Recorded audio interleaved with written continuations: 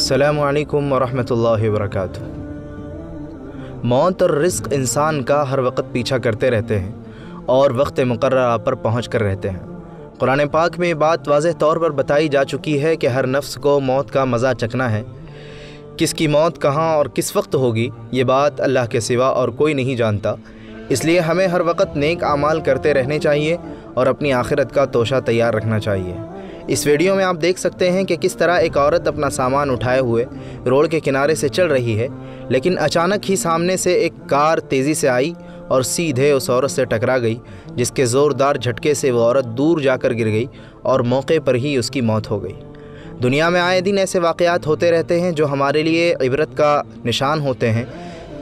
जाने वाले तो चले गए, लेकिन नेकियों की हसरत अपने दिलों में साथ ले गए। लेकिन अभी भी हमारे पास वक्त है, इसलिए आज ही से अल्लाह से अपने गुनाहों की माफ़ी मांगे और नेक आमाल की कसरत करें। एक दिन मरना है, आखिर मौत है, कर ले जो करना है, आखिर मौत है। पता नहीं किसकी मौत कब लिखी हो और कहाँ लिखी हो और किस तरह उसको इस दुनिया से जाना पड़े। नाज़रीन, इस वीडियो के बारे में आपकी क्या राय है, हमें ज़रूर कमेंट करके बताएं।